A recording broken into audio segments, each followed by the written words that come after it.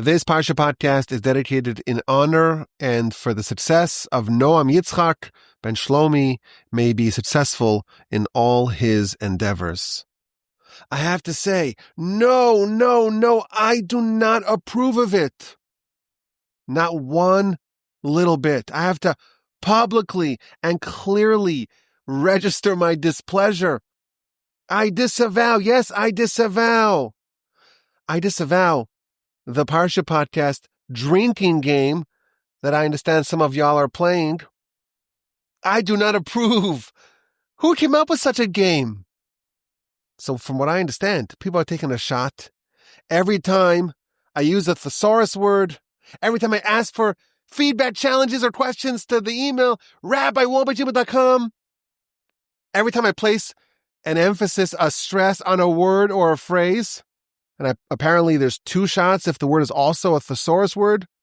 Anytime I mention the beautiful, the glorious Torch Center in Houston, Texas, and you have to take two shots, as I understand it, every time I refer to my grandfather, a blessed memory. Now, I was also told that there's like a more advanced, expanded version of the Parsha podcast drinking game. Another shot every time I say the Talmud tells us, or every time I say, so to speak. Who came up with this? They are apparently making a t-shirt out of it. There's going to be swag. Parsha podcast drinking game swag. What's next? Are people going to be wearing a t-shirt that says, I listened to the whole Parsha podcast all the way to the end, and all I got was this lousy hangover? Am I going to have to slap a parental advisory on the Parsha podcast logo? I disavow. But I understand that some listeners want to spice it up. And that's welcome. But how can you follow the Parsha podcast when you're in a stupor? How can you understand all the intricacies of the Parsha podcast if you're under the influence? How can you go backstage and go into the deep insights of the Parsha with your friends at the Torch Center, at the glorious, beautiful Torch Center, if you're a little buzzed? This was my dilemma last couple of days. How do you address this problem? On one hand, I'm kind of flattered that they have the Parsha podcast drinking game. And I don't want to alienate the people who make this game and are so invested in the Parsha podcast. But come on, aren't we teetotalers outside of Purim? How can I condone such behavior? This was my dilemma. What to do? And I came up with a solution. I'm not even going to talk about the solution. I'm not going to mention it in the Parsha podcast, of course. I'm not going to talk about the Parsha podcast drinking game. I'm going to do something sneaky, something a bit devilish. I'm going to make it very, very hard for people to play the game. Yeah, you want to play the game? Okay, I'll play the game. Let's see how many bottles of Jim Beam you have in the cupboard. Is that a good idea? Is that a good way to stamp out this dastardly conduct?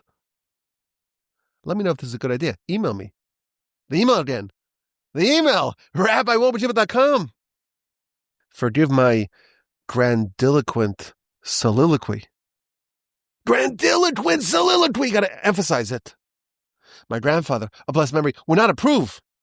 But alas, I'm in the Torch Center in Houston, Texas, the glorious, beautiful Torch Center in Houston, Texas. And these are the kinds of issues that we're facing. We have a brand new book, the book of Exodus, the book of Shemos. It's the book of Shemos. It's Parshas Shemos. We have to thank the Almighty for bringing us to this point. And we hope and we pray that we will indeed succeed in being able to study this book together each week on the Parsha podcast from the Torch Center in Houston, Texas. Our book, of course, talks about the descent of the nation to Egypt. They get mistreated severely. They get marginalized. They are oppressed. They are enslaved. They are tormented. And we read about Moshe, his origin, his coming of age, his journey, his transition from Prince of Egypt to refugee in Midian, to shepherd of his father-in-law Jethro's sheep, and the burning bush, and the instruction to go save the Jewish people. And of course, we read about the plagues, and the plague of the firstborn, and the matzah, and the chametz, and the exodus, and the splitting of the sea, and the manna, and the magical, miraculous wellspring of water, and the war against Amalek, and the arrival of Jethro, and the sign of revelation, and the tablets, and the golden calf, and the tabernacle, and the vessels of the tabernacle, and the vestments of the high priest. There's a lot to talk about in this book. And it ends with a crescendo, with the nation building the tabernacle and the presence of God descending to their midst. There's a very interesting introduction to the book of Shemos found in one of the great commentators, Hamek Davar it's called. He observes that all the books of the Torah have nicknames, all with the exception of the book of Exodus. So Genesis, Bereshis, it's known as Sefer HaYashar, the book of the upright. And Leviticus, Vayikra, is called Torah's Kohanim, the Torah, the instruction of the priests. And Numbers, Bamidbar, is known as the book of Pikudim, the book of counting. And Deuteronomy, Devarim, is Mishnah Torah, the repetition of Torah. It's only our book, the book of Exodus, the book of Shemos, that does not have a nickname in the writings of our sages. It does sort of have a nickname. It's called Chumash Hasheni, the second book. So the question is, either title the books 1 through 5, but Genesis is not called book 1, and Leviticus is not book 3, and so on. They all have proper names and nicknames, and the nickname of Exodus is book 2. And what he proposes, a very fascinating idea. Genesis has 2 volumes. There's volume 1 and volume 2. There are 2 books of Genesis, Genesis and Exodus. Genesis is about creation. And guess what? So is Exodus. It's also about creation. Because creation is only completed when the events of the Exodus happen. Of course, the Exodus, according to our timeline, it happened 2,448 years after Adam. But until the Exodus, until our book, Genesis is incomplete. What happens in this book? Well, the first thing that happens is we meet a nation, the nation of Israel. Of course, the nation of Israel has its roots in Genesis, Abraham and then Isaac and Jacob, and Jacob's 12 sons and the 70 souls that descend to Egypt. But the first time that our people are called a nation is in Exodus chapter 1, verse 9. Up to that point, they're a family. They're not quite a nation. The experience in Egypt solidifies this people into a nation, transforms this people, this family, into a nation. That's the story of the descent into Egypt, of the crucible of Egypt. It's the factory in which the nation is formed. Exodus is about forming a nation that upholds the mission of Abraham. It's making a nation that is dedicated towards fulfilling the objective of creation. In this book of Exodus, there is a nation that's formed, that's forged in the fire, in the crucible. A nation that's determined to bring the world to perfection, that's determined to rectify the sin of Adam. In our book, a nation is founded. A nation is founded with the explicit mission statement of making the world, the entire world, recognize and accept and bow before the Almighty, omnipotent God. Genesis is not complete. Creation is not complete until this nation is founded. And the founding happens in the book of Exodus, in Genesis, volume 2. What else happens in this book? Of course, there's the Sinai revelation, the most monumental and consequential event in all of human history.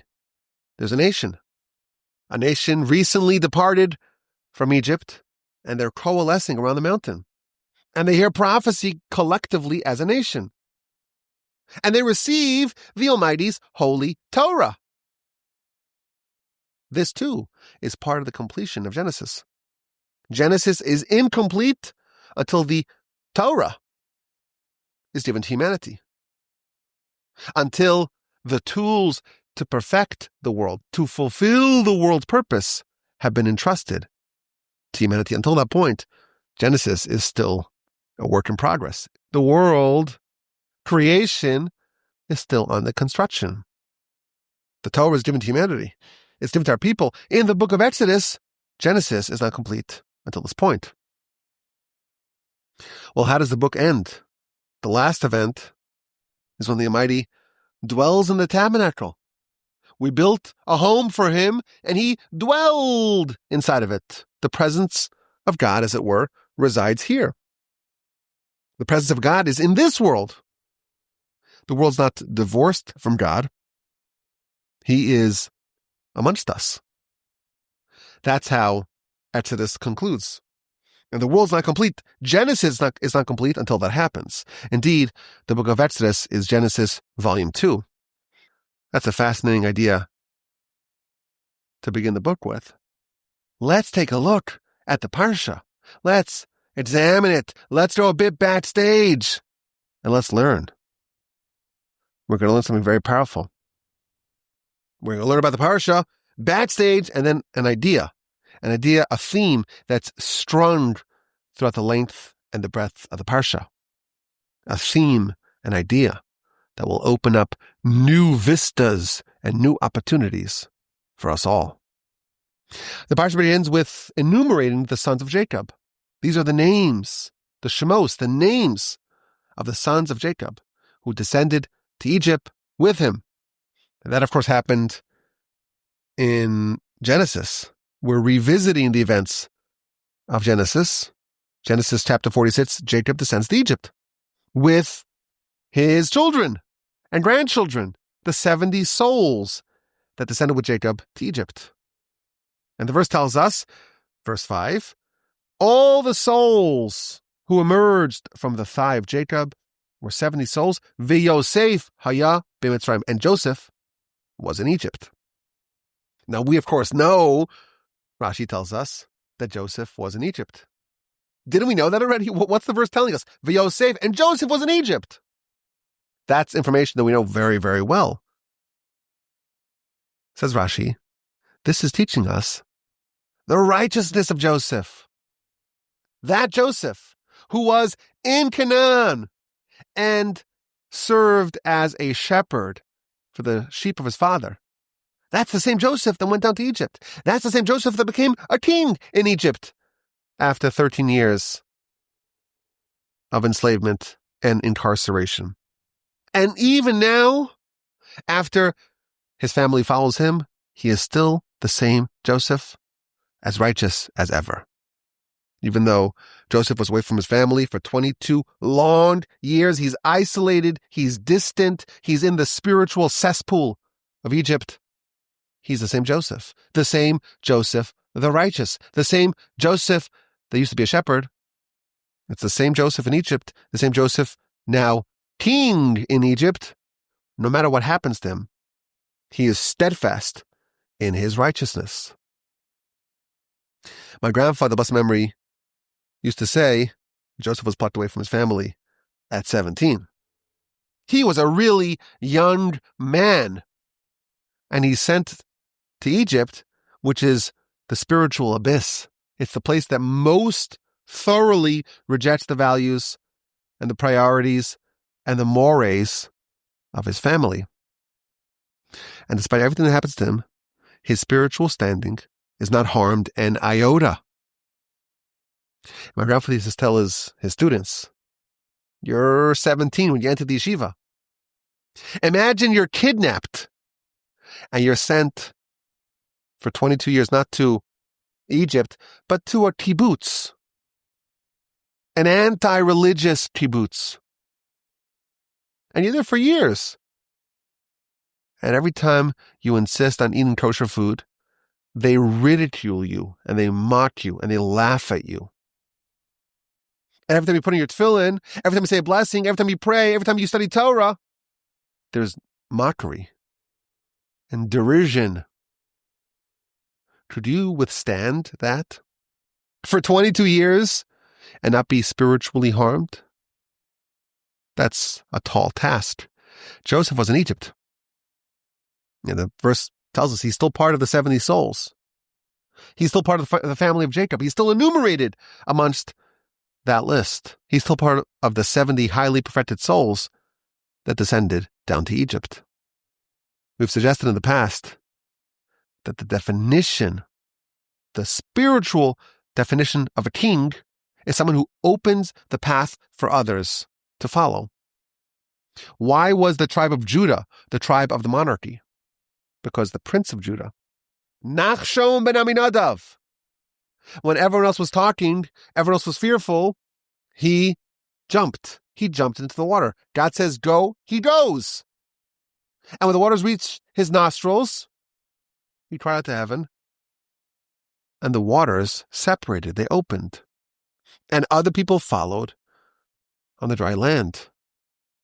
That's what makes someone a king, where they are able to demonstrate to others what they need to do. He split the sea and allowed others to follow. Joseph was also a king. He blazed the path for the nation in Egypt. Egypt is the antithesis of what the Torah is trying to make us into. In fact, we have a verse in the Torah, not to behave like an Egyptian, because everything that they did is the opposite of the Torah. And there was one man who was sent ahead of everyone else. He was submerged in that cesspool. And he maintained his very lofty and elevated status. Joseph was in Egypt. And that's why he's a king. And that's why the book begins with him. He was in Egypt, and he prepared the territory for everyone else. He demonstrated that it's possible to be in Egypt, to be surrounded by this spiritual decay and not be harmed. The verse continues, Joseph, he died. His brothers died. The entire generation passed. Ubnei Israel and the Israelites, they proliferated, they grew, and they became mighty and numerous in a great fashion. And the land was filled with them. Vayakar melech chadash al Mitzrayim, there was a new king that arose over Egypt who didn't know Joseph. Was this actually a new king or someone who pretended to not remember Joseph? Different opinions. There's a new regime in town regardless. And this new Pharaoh, he undertakes a malevolent, sinister, and insidious plan to destroy the Jews. Let's be wise, he tells his nation. Havanas chakma, let's be smart and wise and clever in how we tackle the Jewish problem. This is the mark of all the anti-Semites. They plot and they scheme and they are clever and smart in the ways that they tried to destroy the Jewish nation. The Ramban explains, Pharaoh would have loved to unleash the army against the Jews. But he didn't want to do that. It was insidious. It was clever. Boil the frog. First, there's a tax on the Jews. And then let's enslave them with back-breaking labor. Let's embitter their lives with harsh labor. And then let's tell the midwives, only kill the males in a way that the mothers don't notice. And then we'll tell the individual Egyptians to go kill the males. And the Ramban even tells us that there was the veneer of police protection afforded to the Jews. When an Egyptian would snatch a Jewish male and throw him into the water, they would listen. Oh, this is a crime. And they try to collect evidence to try to indict the murderer. This is a slow process. In the end, it's just overt infanticide. All the boys must be chucked into the Nile. But of course, their plans backfired. V'cha'asher ya'anu oso, the verse tells us, just as they increased their torment and oppression, to that degree, the nation grew. And they were beside themselves.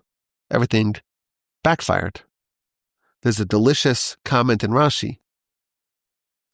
If you read the verse 12, there's a little bit of a technical problem, because the verse says, and as they tormented, so too can yirbe, so too they will increase. Not that they increased, they will increase. It's in a future tense. So why is the word they increased in the future, they will increase? Kain yirbe. It should have said Kain rava. They increased. So Rashi tells us a midrashic interpretation. If you look at verse 10 and verse 12, they both have the same word, yirbe.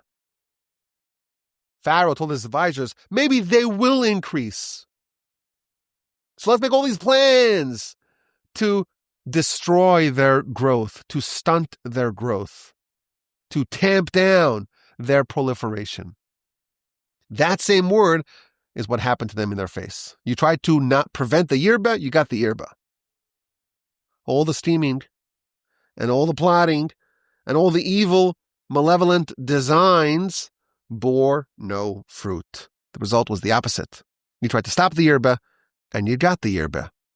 Every step that they took to prevent the nation's proliferation would actually lead to further augmentation and proliferation. And then we read about the episode of Shifra and Pua, two midwives. The king tells the two midwives, who are Shifra and Pua, or they're called Shifra and Pua, Rashi tells us they're actually Yocheved and Miriam, to kill the Jewish baby boys during childbirth. And these heroic women did not listen. Verse 17, Vatirena hamiyaldos es Elokim. These midwives, they feared God, and they didn't listen to Pharaoh. And not only did they not kill the babies, they gave them life. They didn't listen to Pharaoh. Why not? Because they feared God. And the commentators observe that the Torah typically does not tell us what was behind a person's act of righteousness. It doesn't tell us, oh, they had this attribute, and therefore that animated, that catalyzed, that prompted, that instigated, that brought about, that effectuated the given deed. For example, any righteous act or any noble act that is documented in the Torah, we could be told why they did that. Why did Abraham treat the guests with such overwhelming kindness? We don't know. The Torah doesn't tell us. Was it his fear of God, his love of kindness? We don't know. The Torah doesn't tell us. We imagine it's because he had this attribute of kindness. But again, Scripture itself does not tell us what was behind the righteous act. But here it does. They feared God. Why is this story different than similar stories of heroism and righteousness? So the commentators explain something very profound. The king gave a very clear instruction to the midwives to kill the Jewish boys. And if someone defies the king, well, that's a capital crime, of course. So, on one hand, how can you listen to the king? It's unconscionable what he's asked us to do. On the other hand, how could you defy him? It's a test. Of course, the right thing to do is to not listen to the king. But how do you make sure that you have the courage to do so? How do you earn the bravery, the courage, the resolve, the fortitude to do what's right? Vatirena hamialdos es Elokim. They did an act of fear of God. They summoned fear of God. They amplified fear of God within themselves. What does that mean? They dwelled on the fact that the true determinant of a person's behavior should be God, not some human, even if the human is a king. They thought about the consequences of their behavior. A major part of fear of God is to recognize that our actions There's a cause and effect. There's reward and punishment. What do you stand to gain by listening to God, and what do you risk losing by violating his will? Recognizing that this world is only temporary, and our actions will reverberate for all eternity for our soul. These are all exercises in fear of God. They did that. They did those exercises. And that gave them the strength, the courage to do what's right. Meaning, the Torah doesn't tell us what's behind someone's action, but the Torah does tell us the action itself. Fear of God is not what prompted the act. In itself was the act that they did. I think it's a very fascinating idea. It's a little bit of a subtle point. How do you overcome a difficult test? On one hand, there's something which is the right thing to do. On the other hand, it's hard because it's risky, it's dangerous, it's difficult for whatever reason. You disobey the king's explicit command, you'll be killed. No questions asked. Summary execution. What do you do about it? One of the ways that they did it is they summoned a dose of fear of God. That was the act that enabled them to do what's right. Now, Pharaoh, of course, he summoned these two women. What are you doing? Why? These kids all surviving? No, you don't understand. These are not like Egyptian women. They're feral. We show up, the baby's born already. And the verse tells us that these women were amply rewarded. They were merited, or they earned houses. Which houses? The house of the priesthood, of the Levites, the monarchy. They descend from these women. Now, Pharaoh was not content with simply asking the Jewish midwives to kill babies. He decreed that all baby boys are to be tossed into the river. Why did he do that? The stargazers, our sages tell us, they told him that there's going to be a redeemer. We see it in the stars. He's to save the nation. He's going to remove them all from Egypt. But he has a weakness. He has a vulnerability. He has an Achilles heel. And that's water. He's going to be punished with water. So let's nip this in the bud. Let's eliminate the potential threat before it can actualize its goal. Take all the males and chuck them all to the water. You'll solve the problem. You'll drown the redeemer. And of course, it didn't work out. Chapter 2, we meet the person who will be the central character of the Torah going forward. That's Moshe. A Levite man married a Levite woman. This is Amram. That's the man. He's a great grandson of Levi. And he married Yocheved, granddaughter of Levi. I misspoke. Moshe himself was a grandson of Levi and a great-grandson of Levi. But his father was a grandson. His mother was a daughter of Levi. So correct the record. Maybe I'm partaking in the Parsha podcast drinking game here as myself. Okay, that's a Levite man married a Levite woman. And she had a baby. That's Moshe. Now, Sadas tells us that they were already married. They already had two children. Aaron and Miriam are Moshe's older siblings, born to Amram and Yocheved. But they got divorced. When Pharaoh decreed that every male will be killed by being thrown into the water, Amram made the calculation. These are not good conditions in which it's proper to be married. You're married, you might have kids, and how could you bring kids into this world? You'll have a child only to see them be drowned. So he divorced his wife. And given that he was the leader of the Jewish people, the Israelites followed suit. They too divorced their wives. But Miriam, Amram's daughter, she said to him that you're making a decree that's worse than Pharaoh's. You're worse than Pharaoh. Why? Because Pharaoh's decree, it's only on the males. He has no problem with the women.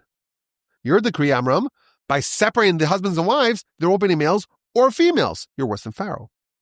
Pharaoh decreed only on their bodies. Someone's born and they're killed because they're Jewish. They have a soul from conception. And that soul can achieve its purpose in life. So his decree is terrible, but it's only the bodies, not the souls. But you, by separating husband and wife, by separating husbands and wives, you're preventing anyone from being conceived and born. You're condemning their soul as well. You're preventing them from achieving their spiritual destiny. And finally, Pharaoh's decree, we don't know if it's going to be carried out. Maybe it will, maybe it won't. If you're separating the Jewish men and women, your decree will necessarily succeed. You are worse than Pharaoh. That's what Miriam told her father. And Amram accepted. And he married. The Levite man married the Levite woman. And she had a baby. And the baby was good. When he was born, Exodus tells us that the entire home was awash with a brilliant light. And she hid him for 3 months. And at the end of the 3 months, she couldn't hide him any longer. She placed him in a little makeshift boat, a little floaty device, and placed him in the water. And with his sister Miriam watching from a distance to see what happens, Moshe, a 3-month-old baby, is floating on the river. And then someone else joins the party. Pharaoh's daughter, according to our tradition, she's called Basia or Bisya. She's going to the river. She's going to wash off the river. Why is she going to wash? I say to tell us that she wanted to go to the mikveh. She wanted to have a ritual bath because she wanted to cleanse herself from the execrable idolatries of her father's house. She wanted to convert. She wanted to join the Jewish nation, the Israelites. She wanted to embrace monotheism. She wanted to embrace the God of the Israelites. And she's there in the water, and she spots the bots. And she sends for it with her Amma. Chapter 2, verse 5. Vateres ateva, she saw the bots in the sea, in the river. Vatishlach es amasa, she sent her Amma to go fetch the bots. What's the Amma? So Rashi offers 2 interpretations. First interpretation is that Amma is like Amma, Hebrew word which means a maidservant. So she had a maidservant. She sent the maidservant to go fetch the bots. The second interpretation is that the word Amma relates to a hand or an arm, which is why the Hebrew word for a cubit is an Amma, and that's the length of an arm. She sent her arm to go fetch the bots. And Rashi tells us from our sages, you don't send your arm, you pluck it, right? You take it. What do you mean to send your arm? It means she sent her arm, she stretched out, but she couldn't reach it. And her arm just was sent further. Her arm got longer. It extended, stretched out, until she was able to reach to grasp the box. Fascinating little anecdote here. She couldn't reach the box. She reached out for it nonetheless, and a miracle happened. She finds the baby. She adopts the baby. Moshe refuses to nurse from an Egyptian wet nurse. He's eventually given to his own mother, his biological mother, Yocheved, to nurse him. And then he's weaned. He's given back to his adoptive mother, Basia or Bisya or Batya. And he grows up as a prince in Pharaoh's household. And of course, the irony is not lost on anyone. Pharaoh, we got to get rid of this redeemer. Let's throw all the babies just to make sure we get him. We don't miss him. All the babies will throw it to the water. Not only did Pharaoh not prevent the Redeemer from being born and from surviving, he raised him in his own household. The verse continues with Moshe's coming of age. He goes out the first day. He's inspecting the well-being of his brethren. He sees an Egyptian man striking a Hebrew man. He kills him. He buries him in the sand. The next day he sees 2 Hebrew men fighting. Again he intervenes.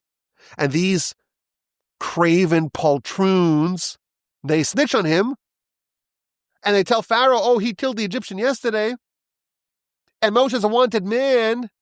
And Moshe, they attempt to kill him.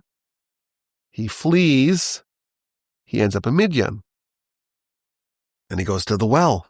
He wants to find a wife. That's what Jacob did. That's what Moshe will do. And he meets 7 daughters of Jethro. And they're being harassed by the other shepherds. Jethro, their father, was a Kanyashenti of idolatry, and he was a priest of Midian, and then he rejected idolatry, and he became a pariah. He was ostracized, and his daughters were harassed. Moshe saves them. Eventually Moshe is brought to Jethro. He marries Zipporah, and has a son named Gershom. Meanwhile, in Egypt, this is the end of chapter 2, the condition of the Israelites worsened, and they began to sigh due to their oppressive labor. And they began to cry out to God, and their entreatments ascended all the way to heaven. And the verse tells us God heard their cries, and God remembered the covenant of Abraham, of Isaac, of Jacob. And God saw their suffering. God paid attention and did not ignore their plight. And immediately read what happened next. After the cries and the sighs and the prayers, we have the episode of the burning bush, where Moshe is told by God to go to Egypt and begin the process of the Exodus. And there's a very interesting comment here in the Ramban. Of course, we know that the experience of the Jews in Egypt, the first reference of that is in Genesis chapter 15. Abraham has the covenant between the parts. God tells him, you should know, Yodo Ateda, you should surely know, that your descendants will be enslaved and oppressed and mistreated in a foreign land for 400 years. The exile was designated to be a 400-year affair. Now, the Exodus actually happened 210 years after the nation's descent into Egypt. So they left 190 years early, at least according to the simple count. When Jacob arrived, that's when the clock began. And 210 years later, that's when the Exodus happened. So they were only there for 210 years, not for 400. They really weren't supposed to leave, says the Ramban. But what happened? They were suffering, and they were sighing, and they were crying, and their tears and their pain and their anguish caused God to expedite the redemption. And indeed, chapter 3 tells of the story of Moshe at the burning bush. Moshe is a shepherd for the flock, for the sheep of Jethro, his father-in-law. And he's by Mount Horeb, he's by Mount Sinai, and he sees a burning bush. The bush is burning, but it's not being consumed by the fire. So Moshe turns to see what's going on, to investigate, and he has a vision. And God appears to him, and God tells him, I've witnessed the suffering of my people. I heard their cries. I know they're suffering. I'm going to go save them and bring them back to the land flowing with milk and honey, the land promised to their forefathers, and I want you to be my representative. Here's the mission. Go to Pharaoh and take the nation out. Now, Moshe's been out of Egypt for decades. This scion of Levi is long out of the picture for the Jews in Egypt. And God gives him the simplest of instructions. Go to Egypt and take the nation out of Egypt. Easy. Easy peasy schmeezy, as we say. And then Moshe begins to object. According to our sages, for 7 days, Moshe is at the burning bush, and he's launching one objection and another objection and another objection, 6 objections in total. He starts off, verse 11 of chapter 3. Who am I? I'm not worthy. I can't do it. I'm a regular person. I'm not someone who's going to alter world history. That's objection 1. Objection 2. Well, to leave Egypt, that's a miracle. The people aren't worthy. Objection 3, or problem 3. What name of God should I say sent me? Meaning, what mode of treatment of God is going to effectuate the Exodus? Number 4, they won't believe me. Number 5, I'm not a man of words. I have a heavy mouth. I have a heavy tongue. I have a speech impediment. And finally, chapter 4, verse 13. Send Aaron instead. And in each objection that Moshe poses, God has a response, a rebuttal. Objection 1, who am I? Who are you to go speak to Pharaoh? You're no one. But I'm going to give you the strength. I'm going to position you to accomplish something that really you have no business accomplishing. Ultimately, it's God who's going to do the Exodus. But he chose you, Moshe. You're his implement. The nation's not worthy? Objection number 2? Yeah, they're not worthy now. That's true.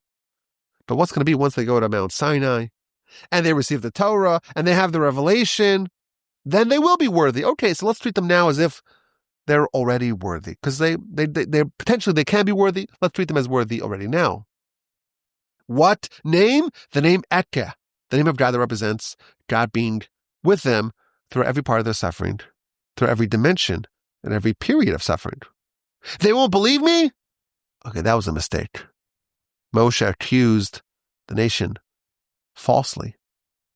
He accused them of lack of faith, and right away he gets stricken. His staff turns into a snake. His hand turns leprous. These are all symbolic of the fact that he spoke Lashon Hara. The fifth objection, I cannot speak. I don't have the tools. I have a heavy mouth. I have a heavy tongue. I have a speech impediment. To that God responds, this is 4:11. God said to Moshe, who gives a person a mouth? Who makes a person hearing, speaking, mute, seeing, blind? It's all God. I'll be with you. I'll be with you in your mouth. Yes, you can't do it, but so what? There could be a brick wall in front of a person, but the Almighty will help you get past it. There could be an insurmountable hurdle. There's no way to get past it, but it's okay. The Almighty will send you a miracle. Regarding his final objection to send Aaron, God tells him, Aaron, you worry about Aaron? He'll be happy. He'll be joyous for you in his heart that you are going to lead the nation. With all of Moshe's objections addressed, Moshe accepts the responsibility. He goes to Jethro, gets his permission. He travels to Egypt. He meets Aaron. He convenes the elders of Egypt. And the people believe it's time to go march down to Pharaoh and demand he release the nation. And things don't quite go as planned. They come to Pharaoh. They demand that he release the people. We want to have a festival for God in the wilderness. And Pharaoh dismisses this out of hand. I'm not listening to you. I'm listening to God. Who's this God? I'm not going to send the Israelites out. And then he chides Moshe and Aaron. Why are you disturbing the people? Let them labor in peace. And he tells the taskmasters, don't give them the hay. Don't give them the ingredients to make the bricks, but maintain the daily quota. Instead of Moshe and Aaron's efforts to alleviate the suffering and the pain, the servitude is intensified. The pain and suffering are exacerbated. And the Parsha ends with the nation at an nadir. Since Moshe came to Pharaoh, the nation's situation worsened and they were not saved. And God tells Moshe to end the Parsha. The final verse of the Parsha, you will soon see what I'll do to Pharaoh. He will send you out with a strong hand. He will banish you with a strong hand from his land. It feels like we're already a bit backstage in the Parsha, but let's go a bit further backstage. Let's get to the inner sanctums of the Parsha. The Parsha begins with an enumeration of the sons of Jacob who went down to Egypt. 11 of them came after one of them came. There was a representative of them that preceded them. He was there for a long time. Joseph was in Egypt. Joseph was in Egypt for 22 years before the rest of the family arrived. And he was Joseph. He was unchanged. He was unmoved. He was unimpacted. He was unravaged by the spiritual decay of Egypt. Joseph, the same Joseph who was a shepherd for Jacob. It's the same Joseph who went down to Egypt. It's the same Joseph who was appointed viceroy of Egypt. A 22-year experience did nothing to harm him. There was a 17-year-old boy who was sent to the wolves, and he endured for 22 years. 22 years in the spiritual cesspool, and he doesn't deviate at all from the values of his family. He's the first one. He's the king who paves the path for all those who followed. Joseph pulled off the impossible. When all of his brothers follow, all the 70 souls follow, there's an example to live up to. The whole nation is sent down to Egypt. They grow in Egypt, and they're asked to follow, to emulate Joseph. Joseph pulled off the impossible. You must do the same. But how exactly do you do the impossible? To answer that question, we got to look throughout the Parsha. All boys must be thrown into the water. One boy was thrown into the water, but he was in a box. It was floating. And it just happened to be there's a woman who's going down to the water to go wash off. And she sees the box. And we may think of the water as like a calm, meandering stream. What if it was like a gushing, rushing, swirling river? And there's a box. And it's too far. It's beyond her grasp. She cannot reach it. How far can you reach? If you stretch and you reach, you could maybe get, 5 feet if you're really long. Got longer arms. But if it's 10 feet away, what are you going to do? It's beyond your reach. So what does she do? She stretched her hand out. But you can't reach it, ma'am. Doesn't matter. She stretched her hands out. She grasped at the ungraspable, at what was beyond her hand. And the Almighty made a miracle. Her hand extended. Now, what would happen if she didn't reach out? She didn't extend her hand.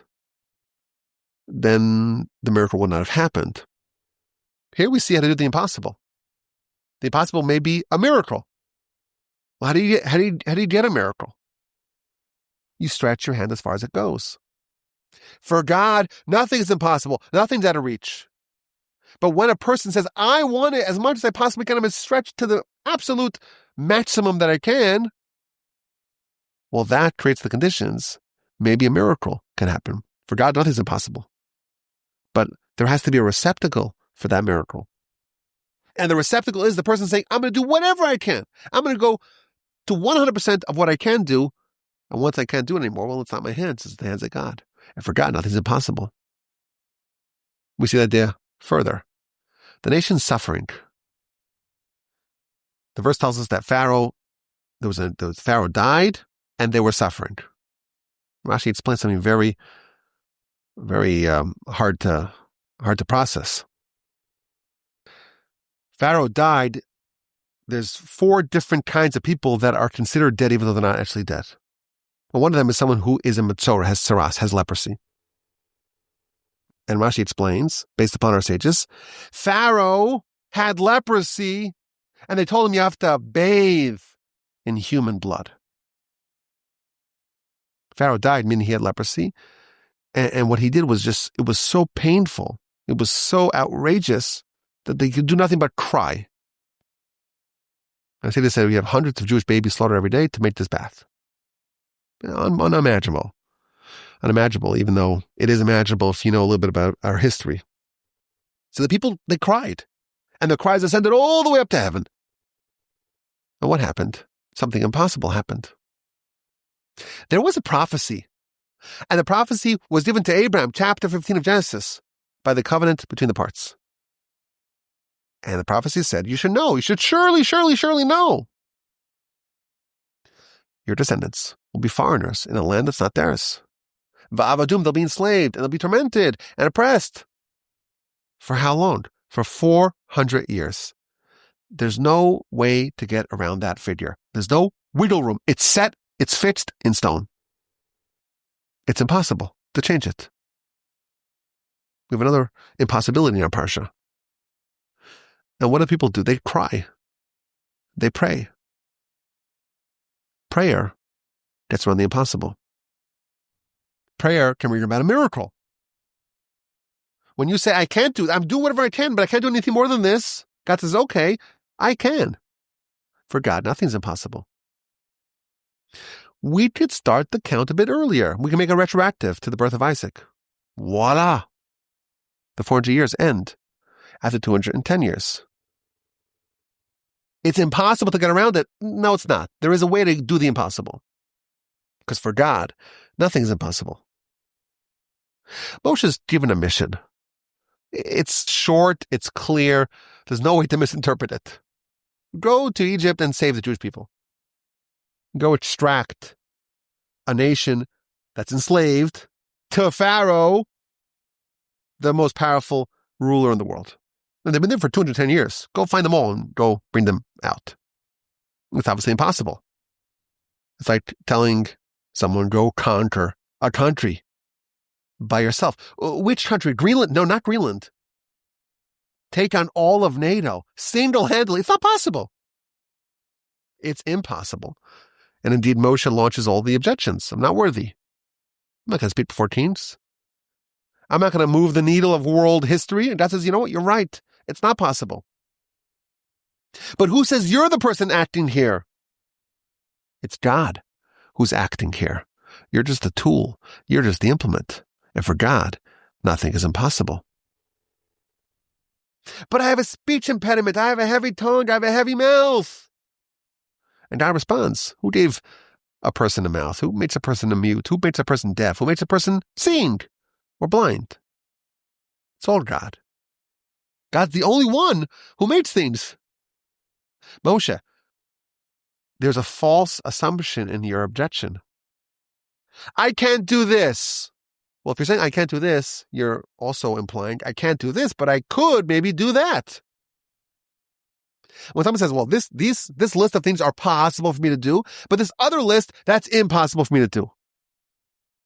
What if you realize that even the things that you can do, you really can't do? You can't do anything. What if a person realizes that they're completely and utterly impotent in every possible way? What if any sense of competence, of ability, of aptitude, it's all a mirage? You're completely and utterly helpless. You can't even say a single word. You can't even take a single step. You cannot twitch a single muscle. You can't see anything. You can't hear anything. You can't do anything. That's the truth, Moshe. That's the truth. When we put things into buckets of things that are possible, things that are impossible, there's a flawed assumption. The things that are possible are things that we can do. No, we can't do anything. How can we talk? How can we utter anything? How can we do anything? Even the simple things. Even the things that we would label as possible. It's only because the Almighty bestowed upon us the ability to do it. It's only a gift.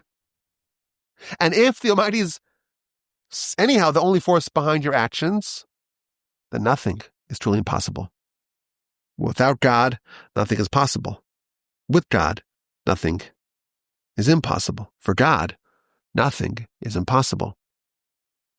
The act of lifting a finger, closing an eyelid, twitching an ear, having a heart pump once, having one breath, all that's easy. As easy as splitting the sea. It's the exact same thing. As easy as effectuating the Exodus. As easy as one person going into Egypt and taking the whole nation out. Nothing's impossible. Nothing's possible for us. Nothing's impossible for God. Everything is easy. And we have a direct line. The nation, they had a very low level of prayer. How did they pray? They didn't address God. They become idolaters like the Egyptians. They sighed. They cried. It's a form of prayer where there's no words even. Even that prayer God hears. We have a direct line to do the impossible. On our own, we're helpless. We're feckless. We're impotent. God is the only one who gives us strength. When we do something, it's only because He might give us strength to do something. When we say we can't do something, we may be saying something which is not true. We may be implying that when we can do something, it too is us. No, we can't do anything without God. And with God, there are no barriers. There are no blockages. The coast is clear. Moshe, you've been out of Egypt for a long, long time. Go there and go save the whole nation. That is a reasonable expectation. I thank you for listening to this edition of the Parsha podcast. We have a brand new book, the book of Exodus. Are you feeling it? Are you feeling it? We're going to have so much fun. We're going to have so much fun together in this book. Please, God. Please, God, we hope and pray that we'll be able to do a podcast on every single Parsha, every single week in the book of Exodus?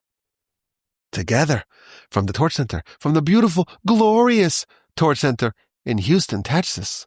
My name is Yaakov Wolbe. My email address is Rabbi, spelled R-A-B-B-I. Last name Wolbe, W-O-L-B-E, B as in boy, E as in echo, B as in Bravo, Whiskey, Oster, Lima, Bravo, Echo. For all of our pilots out there, we're very popular, but the pilots told me you cannot listen to the podcast while we're flying the commercial aircraft. They put in the headphones. No one knows. RabbiWolbe.com. Send me your questions, your comments, your feedback. Have a wonderful rest of your day. Magnificent rest of your day. Splendid. Terrific. Awesome rest of your week. And please God, and uplifting and meaningful and powerful and productive and sensational and powerful and exciting and delightful and quiescent Shabbos upcoming. And please God, with the help of the Almighty, we will talk again next week in good health and in good spirits. And again, the address is RabbiWolbe@gmail.com.